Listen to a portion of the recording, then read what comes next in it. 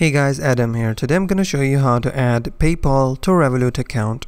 First of all, head over to your paypal.com website and sign in with your account. Once signed in, you have to click on the wallet on the top section. Click on wallet. From here, you have to select link a card or bank. Click on it. From here, you have to select link a bank account. And then PayPal will show you a list of banks that you can add into your PayPal.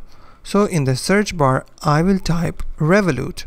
As you can see, Revolut is not available and PayPal couldn't find my bank.